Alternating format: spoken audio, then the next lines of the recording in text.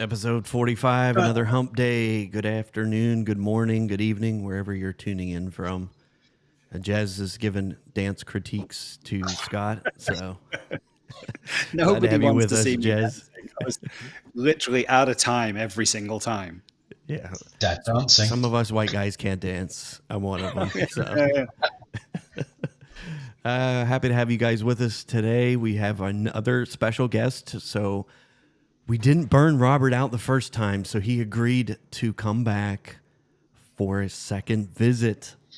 So we're happy to have you rejoin us in the hooliganism that is the Not an MSP show. You do look like Appreciate you're in you, heaven Robert. today, Robert. It does, doesn't it? It's just a very, very boring. I can see. There's the big screen. We thought it was Just a padded boring. room for a second. So Boring. Yeah, not yet. Not yet. You haven't done with me yet. good stuff. This is our Ask Us Anything. We figured we bring this back for a second month. We're going to make this a regular thing where you can ask us anything and everything within reason. Be nice. So we'll keep it sponsor friendly. Anyway, so if you have questions, go ahead and pop those in the chat.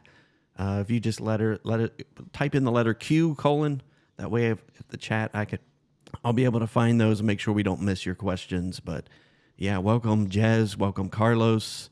Anybody else that happens to be joining us in the interim, say hello in the chat. Let us know where you're tuning in from. And if you happen to be sharing your earbuds with us on the podcast, drop that in the comments too. Let us know that that you're here and listening, and that we're not boring the crap out of you. So try to make this entertaining as possible. So bring some fire. Anyway, so any questions that you guys have? What questions do you guys have that we've gotten? Maybe since some follow-up shows. I've got a good one, and this is probably actually aimed at you, Andrew. Sweet. Because you're kind of the marketing man that's in these windows. We've all got websites, we've all got call to actions, we've all got funnels that our prospects fill in. How often should you go and test everything on your website to make sure that it works? Every week. I have a ticket. I still do it. Every week I have a ticket to go in and test all the forms. Yeah.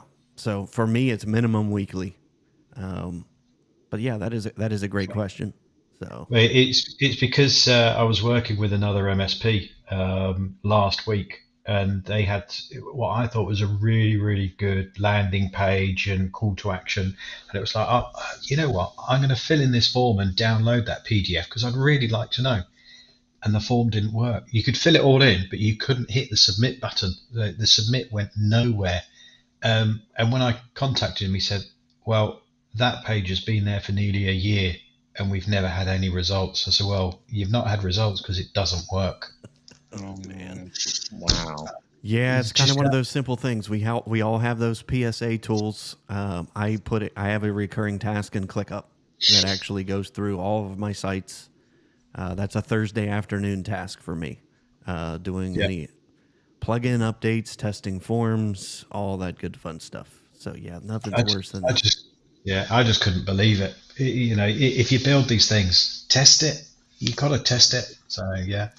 Yeah, I feel like that was slightly aimed at me WordPress. because something I've done recently is I've got my forms are set up and they're working okay, but where I've been playing with like the lead gen and the funnels and all those kind of things, some of the funnels I think I deleted, but I didn't delete the form. And I think so early this week, someone filled in one of the lead gen, the funnel kind of forms. I've got the email in my inbox saying they filled in the form, but I've got a note to myself to go and check that the actual thing they entered is now doing something and sent them somewhere. But worst case, if it doesn't, then I'll send them a video, an email, and just say, hey, thanks. Here's the thing that you wanted like 4 days ago. Yeah. Yeah, no, it wasn't you. I won't name them, but they're near Luton. Yeah, that's to me that I learned that a long time ago. Got to test everything. So Now, Pete, you had a giveaway for an X360 camera, and I think I mean, I haven't heard that I've won yet, but I assume if I didn't win, I think it's because your forms weren't working. So there should probably be some compensation. I'm just, however that might be, I don't Will know. be announced at the end of the month. Thank you very much. Oh, you It's gotta okay. you gotta wait a little bit longer, So, hey, we got Robin Grayson joining us from Leeds and Jorgen from Sweden. I'm in Leeds. It is not yes. sunny. Yeah, not so sunny Leeds. So, it's Westway IT says at the Tech Tribe Bristol yesterday. I don't know how you Mostyn. Hopefully, Mostyn, I yep. butcher Yeah, people's names. I'm sorry. Asked how many of us had cyber risk insurance, and if not, why. Most of the room didn't. Yeah, I think we've also found with some of the Tech Tribe and some of the Mostyn works. He now works at a distributor which is Pax8, but he had his own cyber security company working with MSPs called Asterix. So he's quite a character. Everyone, in the CompTIA and the UK community has seen or bumped into Mostyn at some point at one of these events, and he's trying to get a lot of the more agile MSPs up to a minimum level, like at least get yourself to Cyber Essentials or Cyber Essentials Plus. And again, he did a cybersecurity masterclass maybe a month ago now. And there were 26 MSPs in the room, and I think only 4 or 5 of them had actually achieved Cyber Essentials themselves. And I think there was only 1 or 2 that had actually achieved Cyber Essentials Plus. So he's continuing to drive that forward. And I think, I think it's hugely important. I think if you're going to go and say to these companies, hey, we can sort out your cybersecurity, you should, be drinking your own champagne, eating your own dog food, which pick one. But you should have that yourself. You should hold yourself to those same standards so that you can then go and give that excellent advice to clients. Andrew, in the US, you have the NIS standards, I guess. Do you have an equivalent to Cyber Essentials, which is it's basically the NIS controls? I guess you have the NIST framework that you're working to. And the interesting thing here in the States, which is kind of why I want to break down that question a little bit, because he said most of us did not have cyber risk insurance. Like here, as of yet, you can get insurance without having any type of certification. I do think that is slowly changing. The big question in the air that I see here in the States is what is going to be that minimum standard? Is it going to be NIST? Is it going to be something else? Especially like an agile MSP, NIST would be a very complicated thing to tackle from a resource perspective. New legislation just passed here, so we'll see what the face of that looks like over the next year. But I do see that being a requirement to have some type of minimum certification. The insurance companies have already gotten ahead of that, and some of them are requiring it. You at least prove some level of competence before they will insure you. But there's nothing here that says you got to have this or we won't issue you a policy. It's just kind of willy-nilly right now. I found a lot of the time when I was looking for cyber insurance before, and perhaps a reason why lots of people aren't going for the cyber insurance themselves is by the time you go through the process for implementing all the things the cyber insurance policies require you to have, there's obviously very little chance you'll get to the stage where you'll need the cyber security insurance policy, because that's the reason they put all the barriers in place. But I appreciate that it's still worth having nowadays. But I feel that's also what's catching a lot of other people up. Why? Well, I can't pay for the policy because I need to spend all the money on the other preventative measures instead. So it's kind of one or the other for a few people. Yeah. So I think it's interesting for the MSP because from our perspective, yes, we'll have cyber insurance. That's if we ourselves have some kind of cyber breach, but it won't include, cascading impact on customers. That would come out of our, public liability or professional indemnity insurance. And so actually, if one of our customers gets hacked because we did something wrong or we didn't do something, in time, then actually that would still come out of our indemnity insurance, which we still have, limitations on. So Cyber insurance for the MSP is for you as the MSP. I still think it's important to have, and oftentimes you'll get it bundled in with your insurance pack anyway. Again, when we renewed this year, they didn't ask at all if we have Cyber Essentials or Cyber Essentials Plus. But if you achieve any of those, you get a free, not that it's worth much, but a free £25,000 cover for cyber insurance. It's not really worth much. No. Our separate policy that we pay for has fantastic cover. So if there's a breach, we get access to cybersecurity remediation experts, and that's all paid for as part of that policy, which is really nice. But I just thought I'd point out, just because you have cyber insurance, it isn't going to cover your customers. That's still going to come out of your indemnity insurance. One of the other things as well in the small print of insurance, if you have a breach and you have not registered it in the UK, we've got the ICO within 72 hours, your insurance is void. So Wow. you can buy cyber insurance, but if you don't register a breach, tough luck. So Wow. what do you guys see as being that barrier? Is it the cost of the insurance itself, or do you guys think that it is the cost of meeting the standard to even apply for the insurance? I mean, I think both. Cyber Essentials Basic is the kind of thing that it's what, £300, £350. That's like nothing for every MSP. Should be having that as a very bare minimum. And even the steps you need to implement at that stage, you don't have to spend a lot of money. I don't think at that stage. Most of that is just like resetting passwords and restricting usage and those kind of things. It's you're bare an MSP minimum best practice, isn't it? If you're an MSP and you can't pass Cyber Essentials, I'd question if you're a good MSP. Yeah. And that's why I'm hoping, there's that battle between, should you legislate, should you not legislate? Like I'm finally happy to see some type of movement being done for that. Just because it makes us all equal in that field where, because it's hard to, cost, our cost is this, our prices are this, and it's just all over this. It is literally the Wild West here in the States because there is no any type of regulation. Like there's regulation to paint my nails here if I wanted to do that, but there's no regulation for IT. Well, that's because everyone just sues everyone else out there, surely. Exactly. So, I'm glad they're finally putting some barriers around that. I just saw that this morning. I'll have to go pull up that article that the ransomware payouts went down by like 40% last year. So I'm going to dig further into that article that I saw as to what they're attributing that to. Are we getting better at doing our jobs, keeping the bad guys out? It's just less people are reporting what they've paid. Especially because here it's against the law to pay, ransomware. Carlos did have a question. I'm going to go ahead and pop this up. It's a little bit of a lengthy one. This is a question for you though. This is your sweet spot. Said, I'm working on building and trying to attain more clients for this. I've been learning and focusing heavily on LinkedIn. I'm just confused on the best way to approach this. Should I be growing my audience on my personal profile or company profile? I'll pop that back up there so I can read it. And it took me 15 seconds. Should I post more on personal or company? And my biggest challenge, how do I grow audience and followers? And which profile, personal or company? Thinking about all this, I feel my brain is going to explode. Okay.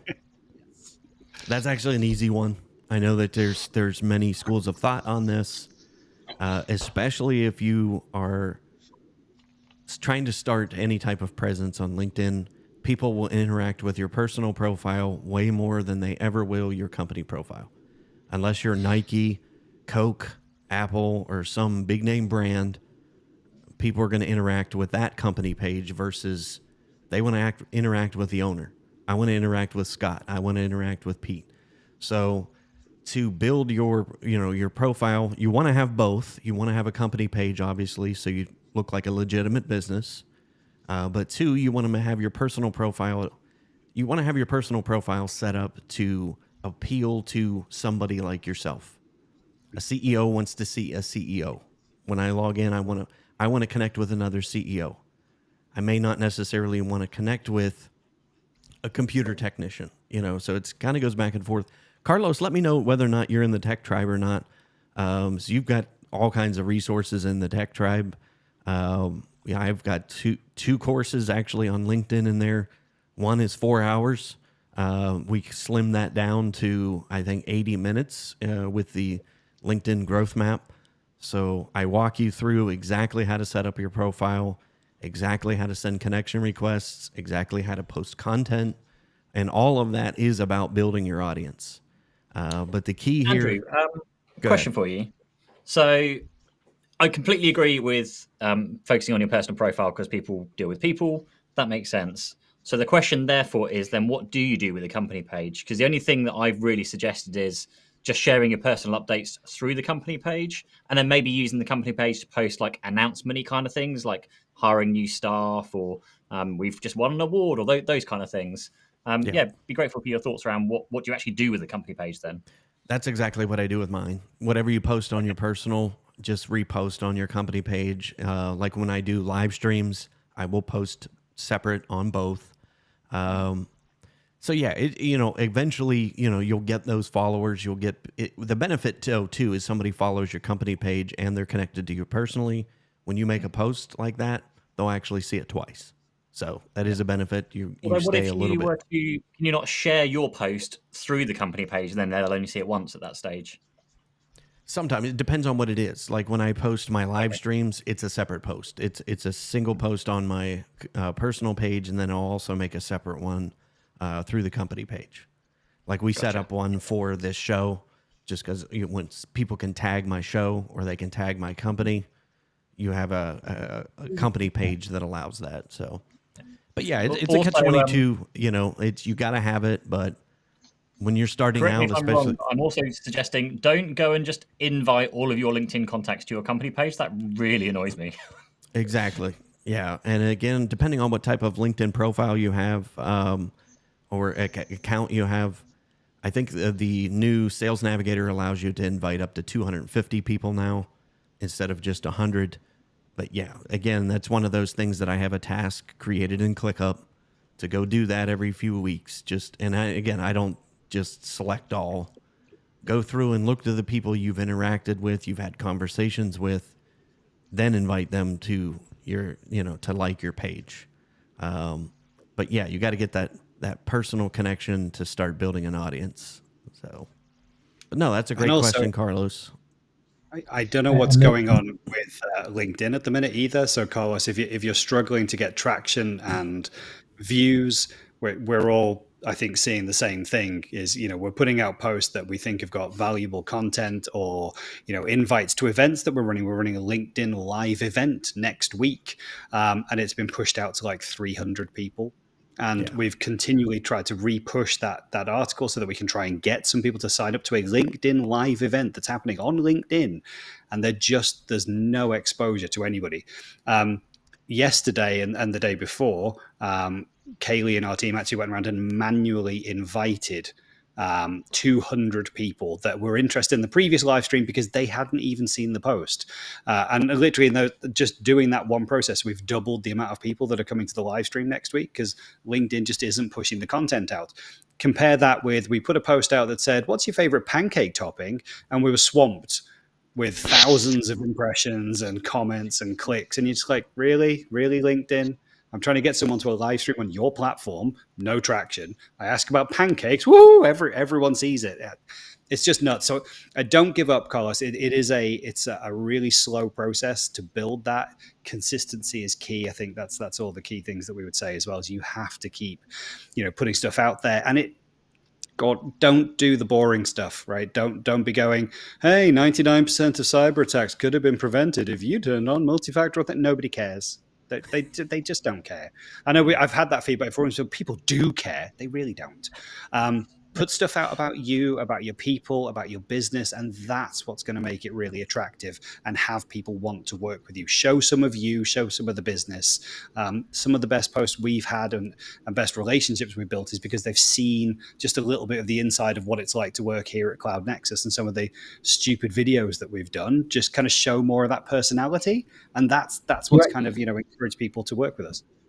I was going to say, I've watched some of those videos, and I actually questioned, do you actually do any work at Cloud Nexus? Now it is, it's going back to the That's the LinkedIn magic about market algorithm. differences, though, isn't it? Yeah, to Pete, you can attest to that on the YouTube side. Algorithms are algorithms; they screw with things without warning. LinkedIn changed something in the algorithm 3 weeks ago, and because we saw our engagement from the first part of January to the second half of January into February drop almost completely in half. Again, it's nothing that we're doing or not doing. Again, it's just one of those things you just got to stay consistent. There aren't any hacks. As soon as you find the hack for it, they'll change it. But yeah, that's why I think just consistently showing up as a person, putting that personality, like Scott mentioned, in there, and by all means, don't sell. Don't pitch slap people on. I was going to come my to that. stuff. The 80-20 rule is, you look at the posts that I do, I think I try and do 80% of fun, 20% around kind of work, not the cybersecurity stats side, but just make it engaging. And people want to engage with people and see that side of things. Like Scott was saying, pancakes. I mean, who thought that would be the hot topic compared to I've actually got a really good opportunity for business. And it just doesn't happen. But yeah, you look at, as I said, my last kind of dozen posts, I don't think one of them's about work. Yeah, and that's there's still that misnomer with LinkedIn that you can't post personal things on there. You can. I mean, one of the things that they're rewarding right now is the selfies. So have you guys noticed the increase in people doing selfies? That's one of the things they're testing that with the algorithm. So I've seen more. Again, they're constantly testing. So don't give up. Actually, I was told off last night. So selfies I don't do, but I was told off last night because I didn't have my white trainers on and I couldn't take a photo of my feet, because that seems to be my regular is I take photos of my shoes and post it because everyone else is doing selfies. Yeah, just do the opposite. Exactly. Yeah. I mean, this is the whole thing about LinkedIn and most other social platforms. Like, I see it all the time with people like, oh god, people moaning about the things they're seeing on their LinkedIn feed. It's like, the reason you're seeing it on your LinkedIn feed is because you're engaging with it and you're watching it and you're like interacting. If you just scroll past it, you wouldn't see it anymore. That's like the whole fundamental thing with any social networking platform.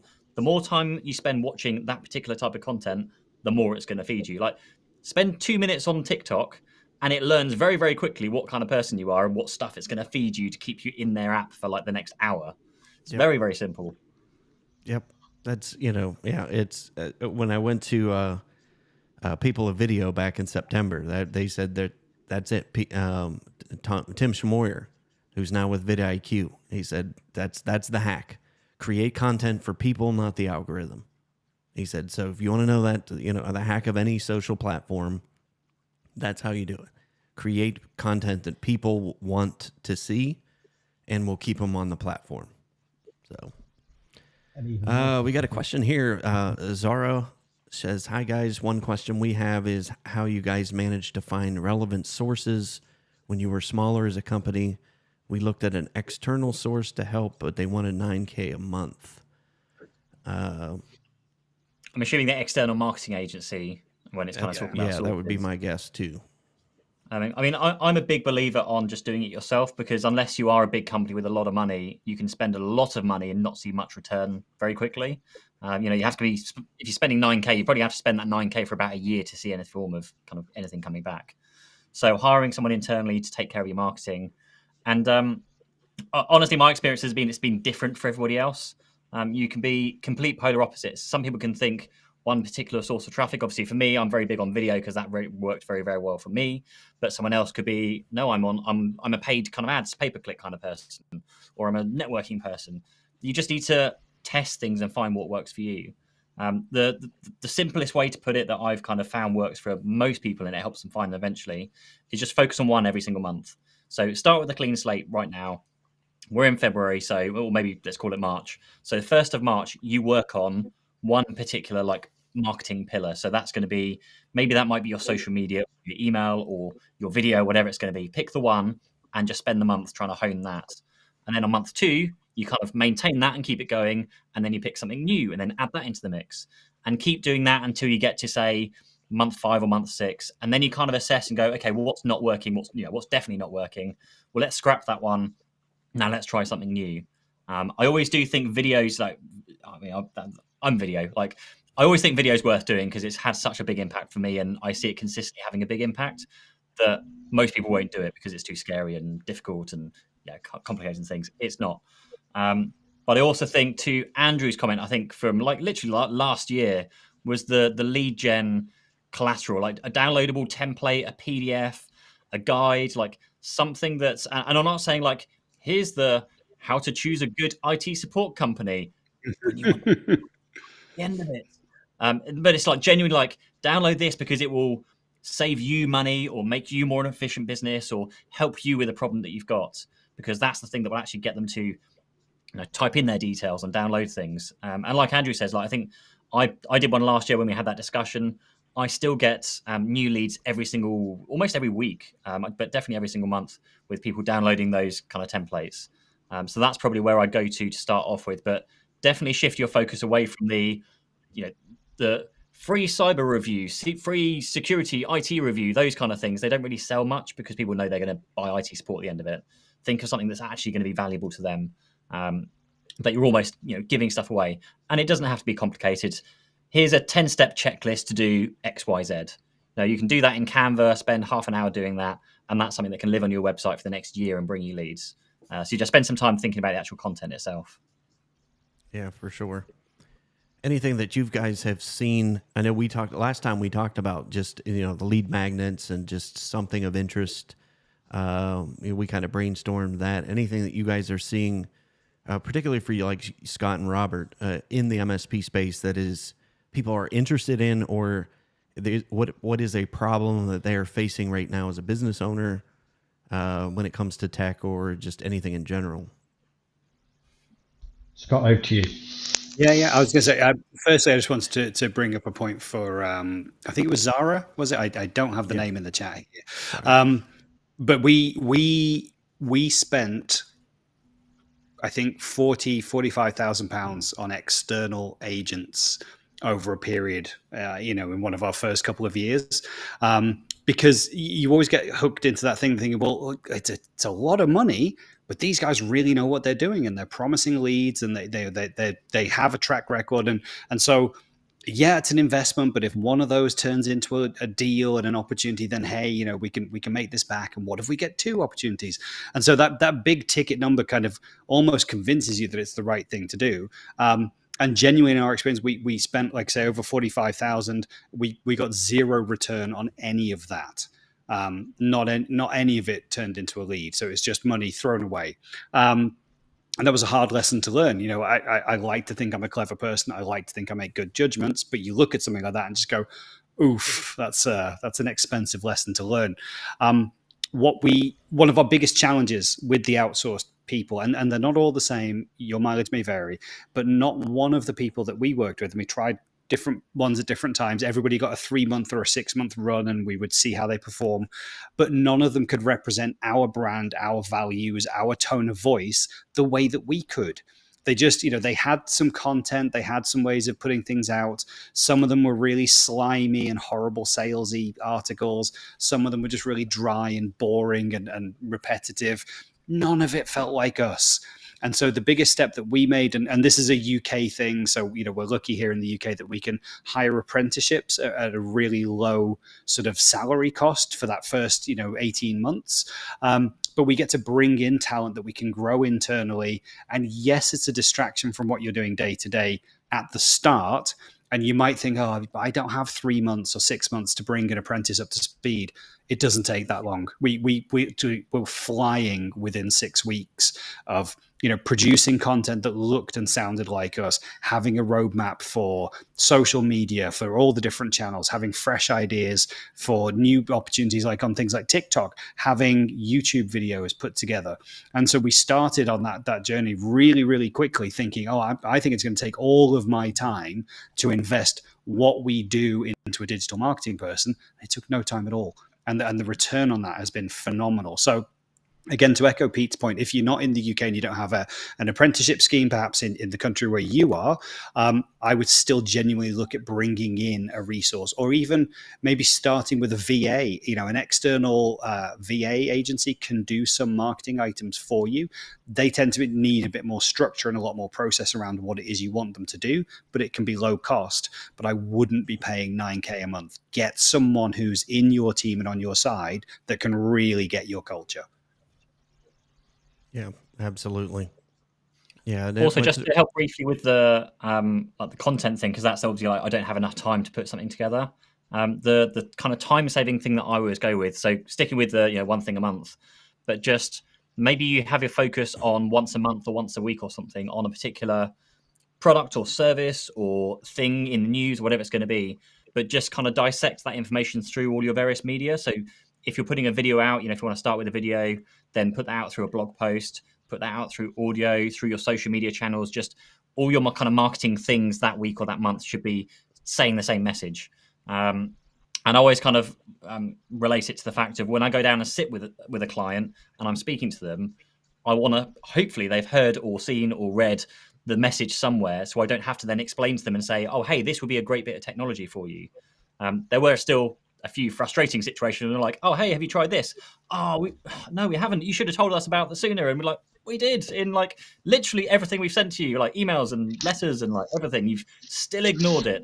But no, we're sat here speaking to you and now we're telling you about it. So my goal was to get them that information before I sat down and physically spoke to them. So I think, just try and focus amongst your other various bits of marketing you're doing, but with the same message. It makes your marketing a lot easier rather than having to post something on social over here whilst writing a different blog post, whilst making a different video. It gets too complicated.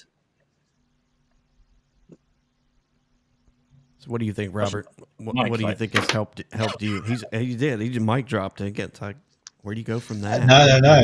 I've listened to everything that you guys have said, Scott and Pete. Absolutely, words of wisdom there. Don't discount outsourcing it. Get somebody in to help, like a VA or something. But if you are marketing because you're looking to grow the business, spend some of that budget on networking. So find a local networking organization, go and meet them, go and actually get out there, and don't sit behind social media just posting every other hour hoping that somebody's going to buy. Yeah. So that's where I'd also spend some of my budget. Yeah, and I look at that, a $9,000. If you've watched this show, you guys know I talk about Lunch and Learns like a lot. We're back in person. In-person events are back. We're back, and like Robert said, networking. And it's not a better way to network than to create your own event. You've got home field advantage at that point. When I create my own event, I'm more comfortable with that, and I can invite people. And you just think about what you can do for even simply $1,000. If you were to take $1,000, what kind of event could you put on that is all about you? It's your show, it's your rodeo, and I did not put. We did that every quarter because I found that was the easiest way to put a bunch of prospects in a room at the same time and be able to educate them, which ultimately led to sales every single time. Every single time. I think that's a really good approach because my default thought and answer to networking, like general networking, where you walk into a room full of totally different people that you've been invited to rather than you're inviting people to yours, is I'd rather spend my time making a video because then more people who want to see my video will watch the video rather than a room full of maybe 10 or 15 people I might get to speak to that might not be interested.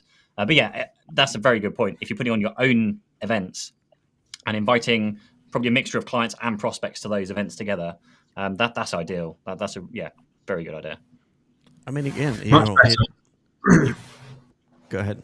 is I that was right? just say, yeah, if you're doing your own events and inviting customers or say 2 customers and 4 or 5 prospects, much better way to spend £9,000 a month or $9,000 a month.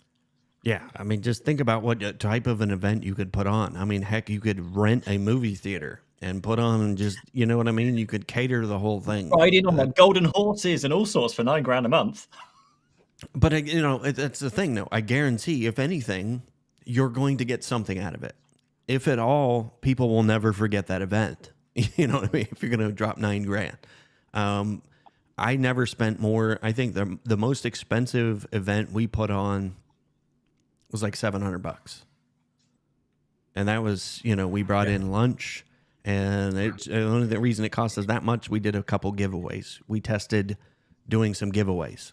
But go ahead, Pete's got a thing on giveaways. If you get MDF funding, so I'm just thinking, if you're spending money on events, speak to your vendors because they'll give you money for the events as well. They'll give you stuff. Sophos was one of our sponsors, so they gave us T-shirts. They gave us these little cybersecurity booklets. You'll be surprised what they have that they'll send you. I connected with the Sophos rep up in Boston, and I said, "Hey, I'm putting on an event. Is there anything you can do? Anything you could send us to put in the little gift bags for people?" I got a whole box of these little cool books, like comic books about cybersecurity. I got T-shirts, stickers, the whole thing. Did the exact same thing with Microsoft. We got free Office and Windows licenses to give away. Didn't cost me a penny. I don't know if you guys, Robert and Scott, have any. Do you know who's good at? I don't want to say like good at giving you money nowadays, but I know Datto used to be very good, and they were very open to helping you with those things. I don't know if they're the same since the Kaseya buyouts. Microsoft used to be good. I'm not sure. I don't know.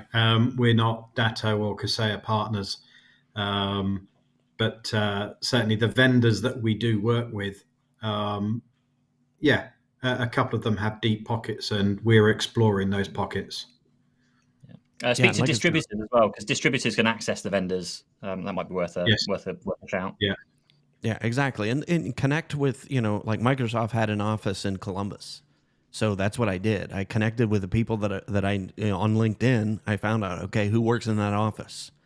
So I connected with them. And I'm like, okay, I'll invite them to coffee and just tell them, hey, this is what I'm looking to do. They'll get you connected with the people that, even if it's not them, that's exactly how I got, 2 or 3 Office licenses and Windows licenses to give away for free. He's like, yeah, we'll get you anything you want. Didn't have to go through MDF, didn't have to go through any type of, super in-depth process. He's just like, here, send them over. So it's a great way to advertise.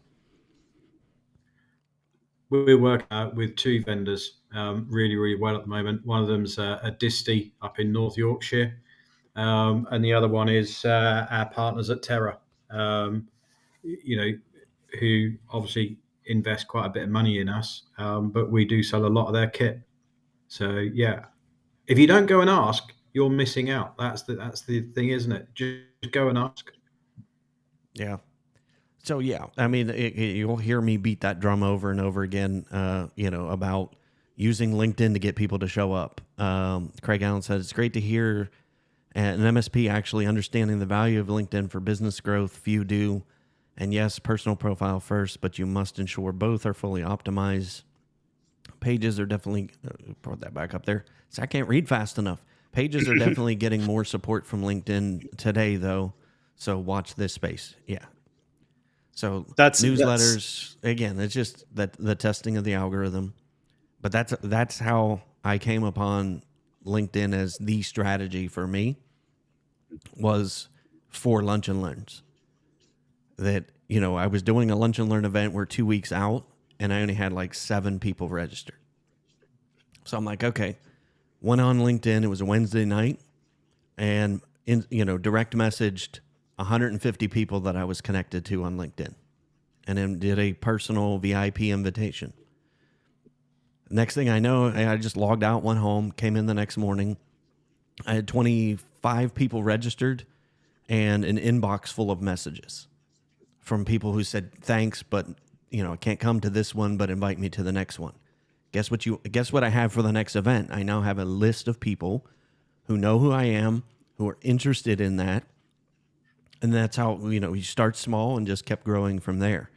But to me, that's when it dawned on me, okay, that works. How many marketing things have you guys done? You send an email blast. Do you have 40, 50 people reply back to you? I mean, it's most of the time it's crickets. But, I had 40 or 50 people to reply back to, and it was generally the same thing. Thanks so much for thinking of me. I can't come to this one. Invite me to the next one. And then have them bring a friend. My other thing, if you're going to do lunch and learns, start with a small audience. Start with wanting, 6 or maybe 8. And when it's full, those 6 advertise it as sold out. And then when you get the next one, people are more likely to say, oh, I want to go because one was sold out. Don't try and start with 20, 30 or 40 people where you don't sell the seats. Start small and build up that fact that people want to turn up. Yeah. And again, if by the end of it, I wasn't doing the whole presentations either. We got our customers involved. I had attorneys as clients. I'm like, there's great content that an attorney can bring to a lunch and learn. And he did. We had an attorney speak about bring your own device. I did the tech side of things. Here's how you do it. Here's why you do it. Here's some things to think about. And then the last hour was case law of what can happen to a business owner by allowing them to bring their own device. So anyway, I could go on for days about that. So think about, there's 2 ways. If I would have had $1,000 to spend and I'm an MSP right now, those are the 2 places I would invest in, would be either lunch and learns, either in person, or like Pete said, video. Doing things like this, and I beg MSPs to steal this format of what we're doing right now. Steal this format right now of doing a live Q&A, and don't worry about where you're going to get the content from. Just open up your PSA tool and answer the questions that come into your ticketing system. But do a live Q&A where you can build rapport. Prospects can actually see. If a prospect jumps on here, I now am building know, like, and trust without selling you anything. I'm answering questions and proving that I know what I'm doing. And I'm building that rapport. And I have begged my coaching clients. Those are 2 things that I recommend that they do. You got to build your own buzz, whether that's an in-person or an online event. Do video and steal this format. Steal this format of doing a Q&A, even if it's once a month. I can attest to this as well. I literally had a call drop in through Calendly for a call today that I had about an hour ago with a brand new organization that wants to work with us because they'd watched this show and just go, I think I like you guys. I think I like what you've said. I like how you talk. I think we could work really well together. Can we, explore a couple of projects? And I'm like, yeah, cool. Let's do it. And in fact, the first part of the call was, I didn't think we'd actually get to speak to you. I've heard you on the podcast. And you're like, yeah, but this just works. We're not here to sell anything or do anything, but it does get people the opportunity to see who you are and hear from you. And I just wanted to touch on, we mentioned the consistency part for Carlos earlier. And in the comments, and one of the people who's asked a question is Craig Allen, the Black Knight, and we popped up his thing earlier. Now, so far as I know, Craig, we've never met, but I know who you are. I've seen your content consistently. As soon as your name popped up in the chat, I was like, oh, he's kind of LinkedIn famous. That's cool. There he is. But like, Eve, I know Craig because he posts so well and so consistently and so interestingly. And also, he's also got like the Black Knight thing after his name. You're like, what's that all about? And then you see, and then he's got the chest piece with the Black Knight on his materials. Okay. But he's just got something interesting and different about the content that he puts out. And he does it so consistently that I literally kind of did a fanboy moment and went, oh, look, it's Craig Allen, the Black Knight. And so that's just testament to that consistency that we were talking about, Carlos. If you have to start small and you have to keep repeating and going for it. But over time, you just become known and you build up so many connections that you're well known to people. And that consistency helps with top of mind. You're not always going to hit people at the time they need your services, But if you stay consistent, you stay top of mind, when they do have that need or they do have that thought, who's that guy I see all the time? Yeah, the Black Knight. I need the Black Knight. And then they'll go and find you and book in a call. Yes. Hi. He's waving. Hey, Craig. So we got to get him the voice, you know. The Black Knight. You need to have a voice changer for your podcast, man. So, and again, it's just that entertainment factor. I mean, you touched on it. Having something in your profile that builds curiosity. I mean, it's just that's another thing I picked up at People Video, Pete, was you have to have something to build curiosity. You know, even in mundane topics like cybersecurity, if you can have something that builds curiosity, where I want to click through that content, that allows people to get to know you. And I think it's like I said, it's very underutilized in the tech industry, especially in the MSP space. And again, it doesn't have to be super high quality production when you're starting. And I think that's the fear that people have. You know, Robert, you've got a laptop in front of you. Like, it is so simple. The quality of video through, you know, webcams and your phone, you can get started doing this. It's not super complicated. So maybe also, go big through shout and make sure I out to didn't miss Tim, any who's questions on the chat as well. Who's that? Sorry, go on. I was going to say Tim Kidney's on the chat as well. He's listening in whilst he's busy making dinner. But yeah, you know, Tim responded to one of our challenges of just do it, and went out there and made a video. He said it took him 2 days. It was 2 days, I think, to work up the courage to do it, but he did it and he put it out there. And again, the response back was lovely, just to get to see him and his personality. And you could see in the comments, people were like, yes, Tim, go for it. And it's just, again, such an easy way. I don't know if he used his phone to do that, but it's so simple. And I know we bang on about video a lot, but again, I think for each of us, it's been transformational in different ways for how we've got to work with people. And the thing with video, like I said, it's you can repurpose it in so many ways. Like when we're done here, the audio is automatically, you know, built using the app that Ecamm. All I literally do is take the MP3 files, dump them into Descript. Podcast is done.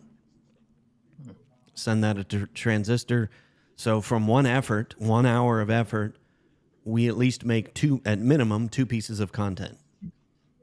And if you're doing just a simple Q&A like this, even if it's yourself, each one of those questions and answers can be a short video. You can have an admin. We talked about that. Get a virtual admin, you know, a video editor to slice those questions into, 60-second reels for TikTok or shorts or, you know, Instagram. So if you have an hour-long Q&A session, and you answer 60 questions, that's 60 pieces of micro content that you now have for 1 hour's worth of effort. So again, it's just maximizing that, because Tim Kidney said that too. He missed the first 25 minutes. I seem to have a stressfully fragmented marketing plan that keeps evolving and changing. I learned something new about what to do for my marketing. This is proving challenging when trying to work in the business. Also, how do you devise a firm plan that you can stick to at times? I feel I'm going around in circles, especially when it's something new I'm not sure how to implement. I think Pete's wise counsel there, start with one thing. Yeah. If it's video for you, Tim, if it's video, just get good at that. Spend 30 days doing that. If it's LinkedIn, same thing. Just spend 30 days getting that nailed down, and then next month work on something different. Add to it. But trying to do everything at once, you're gonna have that, you know, dog chasing its tail. It's gonna wear you out. Well, one of those things that I'd add into I didn't touch on it earlier, but I know a few of my clients don't have it, which was a surprise to me, was a CRM system. An organized CRM system. So where you've got kind of all your clients with the right groups, membership and tags, and prospects with the right tags. So when you want to do a mail shot, or you want to send a bit of communication out to your clients, to be able to jump into your CRM system and just be able to send it to the right people or the right subset of people. That's a massive thing. And that's basically helpful for prospecting as well, because if you can group them all and tag them all correctly, then your prospecting will massively improve. So yeah, for that's like 1 month, focus on like your CRM, your email system, your email marketing, and that's all kind of part of the same thing. Yeah, and I I would know also Tim's say, go ahead, Scott. I was going to say, also do batches of work, because when you get yourself into that mindset, or if you're doing video, you get yourself in front of the camera, the whole effort to get that all set up and get it done and get it ready, you should then produce, a number of pieces of content. You're not going to throw it all out at once, but you're there and you're in the mindset and you're in the zone and you've got comfortable with the camera again.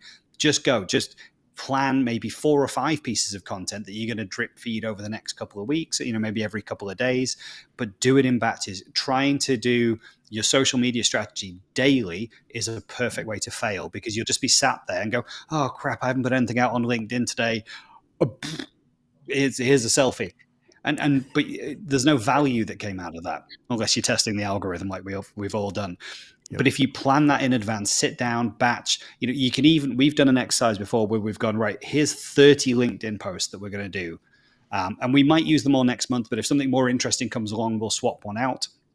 And we'll just what's a good hook? What's an image that could go with it? What do we want to let people know? And those are sort of the generic bits of content that we just have as a fallback. But then whenever we see something interesting or something fresh or some news, we'll just put a comment, but just something, jump in, with a comment on something that's happening. But getting that as a fallback will really help. So having fallback content, batching things up, really makes your life easier, as well as we've all said, getting someone else to do it. So it isn't just all on you. Yeah, we had a couple questions on the Lunch and Learn side. Westway IT said, how would you promote a Lunch and Learn when, as Scott said, you can hardly promote a LinkedIn Live without going manual? I think it has to be manual. I think your point exactly, Andrew, that you said about contacting the people separately. Again, I didn't do it. Kaylee did it, and we contacted 200 people who all sort of came to the last LinkedIn Live that we did and said, hey, it looked like you, hey, name, but she was smart enough to change the name every time. Hey, we saw that you came to the last LinkedIn Live event. Just to let you know, we're doing another one. Really sorry to contact you directly, but to be honest, the algorithms have been a bit nonsense lately. Anyway, here's the link. Would love you to come along. And the response has been fantastic. People looking at it going, it's a personalized message. Thanks for inviting me. I'm genuinely interested to come. Or they've said, oh, I can't make it, wrong time zone. Like, don't worry. And we've made sure to follow up and reply to every single person. Yeah, the time zone could be a nightmare. You're in Australia, I can see. Why don't you catch us on YouTube or LinkedIn afterwards? If you sign up, you'll get a link and you can watch the video back afterwards. So that's been really helpful. But I think it's John, isn't it, at Westway? I think for those things, we've really learned, don't just rely on putting posts out and hoping that people will sign up for LinkedIn Live events. I think, especially for your Lunch and Learns as well, as Robert said, you probably want to be really tactical about who you're inviting. Keep the guest list short, make it valuable. Maybe it's 6 or 8 people, but go and manually contact them. I think that is a really great way to do. Social is kind of a broad brush shotgun approach, isn't it? We want to get a message out and everyone to see it. But a Lunch and Learn or a LinkedIn Live is more tactical. We want to invite the right kind of people to those things. Yeah, because you can create the event using the events feature on LinkedIn, even if it is an in-person Lunch and Learn. And you can actually have a registration page if you require a registration page that's off of your website. So you can have that native event in LinkedIn. But like you said, Scott, you can actually go in and invite people to that event from your LinkedIn list. And I actually keep a list. Robert, you're on a list. You're on the top of the list of people who've watched my LinkedIn Live show. So I know people that have interacted with it. And it's the same thing. Have a list in Sales Navigator of people that interact with your events, whether that's a Lunch and Learn or if you do this type of format, have your own Q&A show or just a regular show. Have a list of people where you have that in Sales Navigator, and make sure that if you're doing something special, that you have the ability to see that list. So I think it is very much manual, but it is, if you, like Robert said, if you keep that list small, it's very manageable. It's extremely manageable. Yeah. If you're doing Lunch and Learn for 8 people, you're going to go out and advertise it to 20 people. So it's not that difficult to send 20 direct emails. And okay, you get 3 responses. Then you send it to another 10. then another 10. And before you know it, your 8 people are booked in. Keep Yeah. it small to start with. It comes back to the like the dream list clients. You don't want to necessarily broadcast it for everybody because you want to pick the ones that you know you're going to be a great fit for. See, I'd rather pick the 5, 6, or 7 people to invite rather than send it to a 200 and just hope that we're going to fill the room, even though they might not be the right, they might not be ready to buy for any reason. Yeah. Yeah. So Eric had a good question again. Lunch and learn. Where do you recommend having a lunch and learn? Would I look at renting a hotel conference room or something like that? Shoot with what you have. I lucked out in the space where I was renting office space on the first floor. Had 2 giant conference rooms that I had access to because I paid rent there. So it didn't cost me a penny to have the room. All it cost me was the money to feed people. So look for some co-working spaces is another one. Yeah. If you're not lucky enough to have the conference room like Andrew had, one of the key factors to look at, if people are having to drive there, look at parking.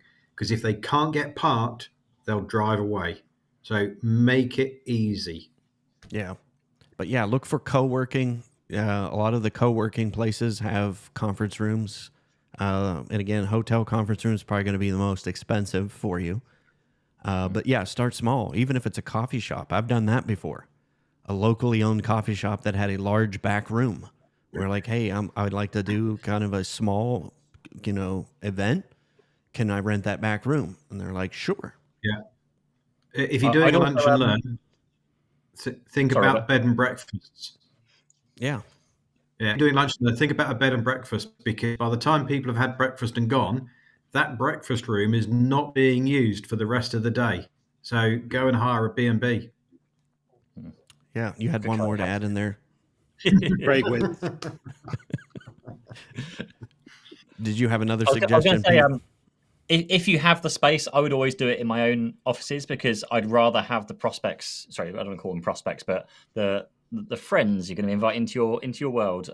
Bring them into your office to meet you, meet your staff, see your offices. Just kind of show them that you're a proper business, because there are a lot of IT businesses and people out there that are working from the back of a shed and lots of kind of, I don't want to call them unprofessional because lots of growing businesses obviously, but yeah, if you can bring them in, because you can then it gives you a chance to do the magic moments of okay, remember how they take their teas or coffees, or even ask them when you're kind of inviting them, what's your favorite cake or your favorite drink or anything like that, because you can note those down. And if you ever speak to them again, if they ever come in for a meeting again, you can have the tea or the coffee the way they like it already waiting for them. You can have a favorite slice of cake waiting for them. If you ever need to apologize, you can post them a slice of their favorite cake. All these kind of things you can do just to kind of go that little bit extra that most people won't bother with. Yeah, huge impact. Pets is the same thing. I've found that if you can find out, what the pet's name is, there's just so many things. I found out 3 weeks ago. Yeah, there you go. Scott, I've forgotten to say thank you, but things like this, like sending out a £10 gift voucher thing for when I don't really feel like I've done anything to deserve it, but thank you very much. But things like that you can send out to people as a thank you for coming along, and it makes a big difference, even though I've not said a single word until now. If you were to do a marketing campaign, again, if I go back to that, if I have $1,000 to spend on marketing, that's what I would do. I mean, I did a live stream 3 weeks ago, and I think we had 6 people that I talked about my dog, and I had 6 people talking about dogs in the live stream. But I found out what type of dog they have, what the dog's name is. Guess what I now have the ability to do? I take that personal step in sending them dog treats, with the dog's name on it. It is those little things that we think have to be complicated, and they're really not. Yeah. There's just so many things you could do with marketing these days, but that is outside the norm and will work. So if you guys want to chime in there, I'm going to make sure we didn't miss any other questions too. I think it is genuinely that. It's the gift boxes. Like Scott's doing a smashing job with all of the things you're doing there, mate. Like the gift boxes you send out, the welcome boxes are incredible. I've still got my water bottle. I've still got the little Claudio. I think he stuck to my daughter's These still bedroom work. door. Yeah, they still work. So it's stuff like that stays, and that's the thing that I think it was it Datto that was doing some sessions throughout COVID where they'd literally pay for your pizza. They'd send you like a £10 or 10 voucher, and they know, of course, that that is probably the same price or maybe more affordable than putting on an event that they can put on at the time. But it's just taking that marketing spend and spending it in another way that still works, and they know that that's going to deliver a return. Yeah. Yeah, we should probably do a whole show about that. Just like different types of marketing that really make an impact. You got to touch on that. I've been to a virtual whiskey tasting. Somebody did a Zoom meeting, and again, very small event. And she sent out whiskey bottles ahead of time, and that's what you did. You got on the event, and nobody got hammered, thank goodness. But again, just thinking outside the box, I'm like, okay, that's a really cool idea, but I'm not going to forget that event. I'm not going to forget that vendor. You're going to remember those things, and that's the hardest thing with marketing is staying in people's attention span. And those are the things you do it, and I think it's just really easy to do it now more than ever. So it's Westway IT said Leo the Daft Zoomy Golden XD. Is that an inside joke for golden somebody? Retriever. It'll be his dog, I guess. Okay. He's got Leo, a daft golden retriever who loves to jump on Zoom calls. I'm guessing. But you see, that's the thing that you make note of. You make note of those things that somebody's not going to tell you that in a sales process. If I'm sitting down in a sales meeting, you're not going to find that stuff out. And there's so many things you can find out. Who do you use your phone system, and what's the name of your dog? Yeah, and I think again, that's a benefit of that. So maybe we will do it like a whole show about just secondary marketing ideas, creative marketing ideas that don't cost a whole lot. And if you're going to take interesting. what can you actually do for $1,000? Yeah. Because you probably get that. I mean, a lot of people, should I do Google Ads? You know what I mean? And I've seen people drop $1,000, $2,500 on Google Ads in a month and get zero. Yeah. And I'm like, for $2,500, think about what you can actually do that would make an impact where at least one person would remember you. And that's where I would spend it. So, did we miss any questions? I'm looking back through the comments here. Appreciate all the people hanging out today. Westway IT, Eric Sheldon. I know you guys probably got to go because we're past the top of the hour here. I think also quickly chiming in, if you've got budget to spend on marketing, don't forget to also market to your existing clients. Take them out for dinner and ask them, how's our service? Oh, the service is fantastic. Would you recommend us? Of course we would. Who would you recommend us to? And ask them a direct question. So don't forget about marketing with your existing customers because they've got the answers. Yeah, that's why you touched on a good point, inviting your customers to your lunch and learn events, which we always did, because it's great. Nobody's going to pitch your services better than your customers. So it's great because they were just telling audience members, giving testimonials for us with the people they were sitting next to. So, yeah. Excellent. Any other parting shots? Make sure I think we got all the questions. If I'm not mistaken, if we missed your question, I apologize. But I've got one to finish off. Did you know? Apparently, Cat 8 is a thing. Cat 8 networking cable. What? Since when do we get to Cat 7 or 6? Like, barely anyone's using Cat 6 when I was doing things. Yeah, my brain stopped at Cat 6E or whatever. I didn't know we had a 7 or an 8. Yeah. This is actually Andrew, you'd love it. It's an orange. I was going to say that is in the best color ever. So it is orange. Yeah, I haven't been able to find them. Days, look. Yeah, Robert knows the orange. I had orange patch panels. I found a company here in the States that did orange patch panels. So you knew as soon as you walk in where our networks were, because if you walk in and there's a 48 port patch panel and it's bright orange, you knew who it was. So Yeah, and your competitors walked in when Andrew's got this one. we're just going to turn around and go call it a day. So Eric said this is fantastic ideas on more focused marketing instead of just shotgunning everywhere. This is exactly what I needed to hear today. Lots of ideas and things spinning in my head. Appreciate you all. So Awesome. we helped one person, at least one person today. And Good. And we got the Black Knight to show up. that was awesome. So, by the way, Craig, if you want me to produce your show, I would gladly do that. So, because I have so many ideas that we could do. That would be so much fun. All right, guys. Again, I got 12:15. It is lunchtime for me. I know it's the end of the day for you guys. When does time change for you guys, by the way? I forgot. I'm meaning to ask that.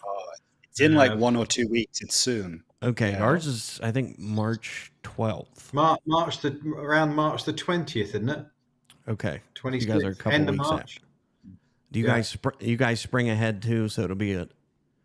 Yeah. I'm just trying to figure out whether or not we need to alter our starting time here. So We'll figure it out. We'll jump on the WhatsApp and we'll Doesn't figure out. affect me, what it'll time. affect Richard. gotcha. Yeah, it won't affect next week. I can't believe it's March already. That is nuts. We're into the last month of the first quarter already. So actually got that one. I think there was one more comment in here. Westway, thank you for showing up. Appreciate that. Craig, I got the laughy emojis from Craig. And Tim Kidney said the content of these shows and all the other media you produce is epically valuable. Thank you all from the Funky Mouse. See there again. There's so many things you could do with that are memorable, that people will remember. Carlos, thank you for showing up from New Jersey. Appreciate you. And again, if you're listening to this on the podcast, sharing your earbuds with us, thank you for listening. And if you're hanging out on YouTube, be sure to like and subscribe to the channel. We're trying to do some things this year with bringing some more interesting content to the great folks who are tuning in every single week. We appreciate every single one of you. So, all right, guys, that's going to wrap it for us. We'll all see you all. I think, Robert, we'll see you, March 22nd. So we got you again on the 22nd. So we'll have some more fun. Unless he goes AWOL again in between. Exactly. We'll see. We appreciate having you with us today. It's always a pleasure, my friend. I can't wait till we can actually meet in real person. I've not met any of you guys in real life, so I can't wait for that. It's like we're besties virtually, but one of these days we'll become besties in real life. So, all right, guys, great show again. Thank you, Craig Allen, the Black Knight. Who is Rick Tubb anyway? See, Steven's going to tell on you, Craig. So, The Black Knight. The Black Knight. Oh. So much fun with that. Anyway, guys, we'll see you next week. Be safe. And as always, thank you for tuning in. See you next time.